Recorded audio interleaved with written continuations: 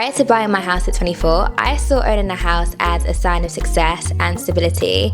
And then I went through the process myself and I thought, oh my goodness, there are so many hidden things when it comes to property buying that no one talks about. So I decided to create this video. I believe that knowing this ahead of time will save you thousands of pounds and will stop you from going through all the stress and hassle. And if you haven't met me before, I'm Dr. Yosa, a medical doctor in London who creates content around using your 9 to 5 to build your dream life through investing. And if you haven't subscribed and joined the family, make sure you hit the subscription button so you can see my latest upload. Lesson 1, don't underestimate the additional costs associated with purchasing your home. When people look at house prices, they think that that's the only thing you need to worry about, but that's not true.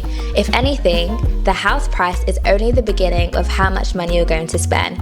Once you have your deposit for your property and the offer has been accepted, you actually need to think about other things which people don't talk about. So the first thing you need to think about are your legal and solicitor fees, and that can range from £1,000 to £3,000. The second thing you want to think about is a survey, and a survey is basically when a surveyor comes into the home and they assess the condition of the home and they highlight to you if there's any structural work or any issues with the property that need to be sorted, and that can range from £300 to close to £1,000 depending on how detailed you want the survey to be. The third thing you need to think about is stamp duty, and stamp duty recently increased again in the UK this year, and stamp duty will cost you thousands of pounds on top of everything else. And then the last thing which people don't think about is any immediate repairs. When you purchase a house, there might be damp work that needs to be done, there might be roofing issues, you might need to sort out dodgy electrics, you need to buy furniture. All of these things add up. And so my advice to anyone who is looking to purchase a home is, once you have the amount of money saved in your house pot, you want to add a buffer of 10 to 15% on top of that to be able to account for some of the costs that I've mentioned already in this video and anything else that may arise during the home buying process. Lesson 2, don't rush the process. I remember when I was looking for my first home, there were so many people looking for homes around the time because the interest rates had just fell, and the estate agents were making me rush, and whenever I'd view a property, they would want me to put an offer then and then. And when you are rushed, it can cause you to overlook red flags in property, and you don't want to do that. You want to make sure that you are as objective as possible, because at the end of the day, you are parting with a lot of money. That being said, never settle for the house that you've fallen in love with, and try to remove emotion from it and don't allow anyone to pressure you. And one of the things that I found really helpful was going on multiple viewings.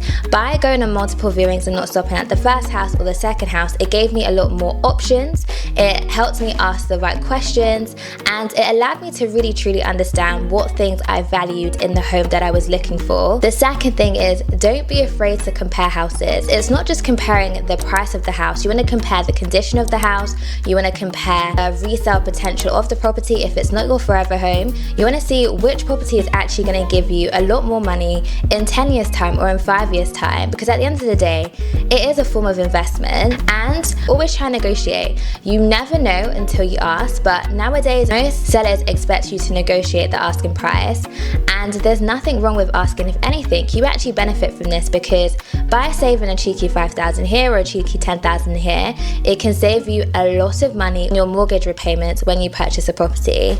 Lesson 3, location matters, and don't let anyone tell you otherwise. The house you buy is only as good as the neighborhood it's in. Think about it. You can have a house that has a lovely kitchen or a lovely garden, but if it's in the area where crime rate is high, or it doesn't have good schools, or it isn't very accessible, the value of that house isn't going to be as high as a house that is in a good neighborhood with good schools nearby. And so when you are thinking about where you want to buy, even if you don't have kids, or even if you don't use public transport because you drive, if it's not your forever home, you need to think about how you're going to get rid of it. In other words, how are you going to sell it?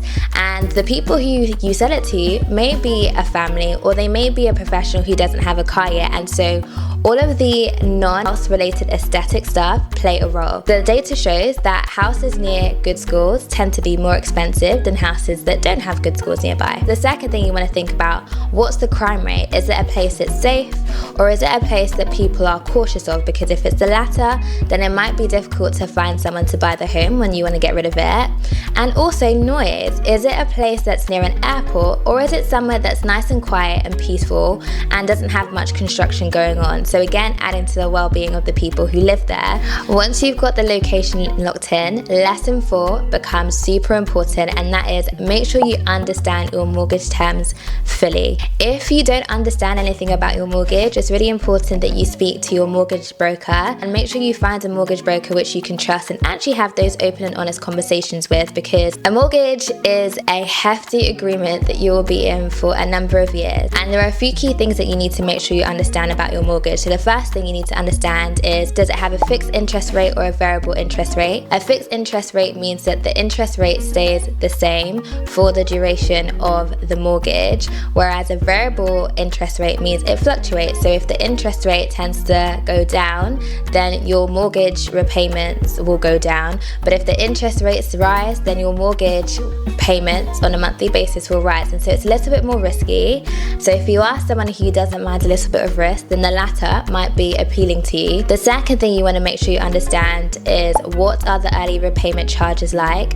Most banks will charge you money for trying to pay off your mortgage soon, because it means that they don't benefit from the additional interest in lending you the money. The third thing you want to understand is the impact of the length of your mortgage. So most mortgages are 25 years, but you can extend them to 35 years. However, a 25-year mortgage versus a 35-year mortgage can have a huge difference in cost when it comes to the additional interest that's being paid.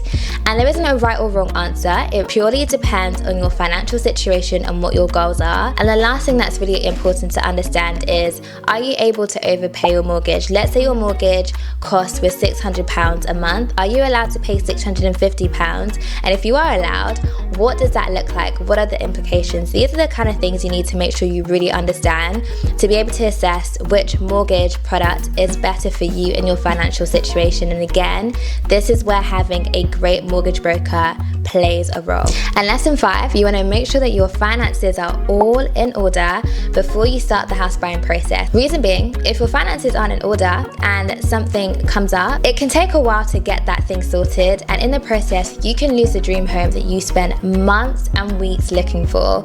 And there are kind of 2 ways in which you can get your finances in order. So the first way is actually preparing yourself before you start the process. So doing things like checking your credit score, having a look at your file, seeing if there's anything in there that looks a bit red flaggy, and then trying to sort it out. The second thing you can do, if you have a credit card balance, you can start to pay it down, and in doing that, that also helps to boost your credit score. So it's like a 2 for 1. And then the third thing, which you should be doing anyway, is saving for the deposit as well as all the additional costs which I mentioned in point 1. And then you want to try this. You want to see if you can get a pre-approved mortgage, and that again is something that your mortgage broker can do, but I highly recommend it because it puts things in perspective.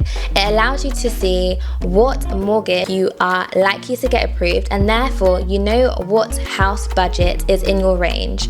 And so when you're going to estate agents and when you're putting offers in, they know that you're more serious than another person who hasn't gone through the pre-approval process, because they know that if you do put an offer in and it is accepted, you are likely to get a mortgage, and so the house is more likely to get to the end where keys are exchanged. So to summarize, remember when you're purchasing a home that there are additional costs that will pop up, and it's okay to not rush the process. Take your time, go on as many viewings as possible, compare the different houses, don't be afraid to negotiate because it will save you money in the long term. Make sure you understand your mortgage terms, and most importantly, make sure that you get your finances in order before you start the entire process. And honestly speaking, by taking all of those points into consideration, it will help you make a better investment. So yeah, those are my 5 tips. Let me know in the comment section if there's other tips you'd give to people who are purchasing homes for the first time. And don't forget to like this video, share it with someone who is thinking about buying a house, and if you haven't subscribed already, hit that subscribe button now and you'll get my latest uploads. And yeah, that's it from me. See you in my next video. Bye!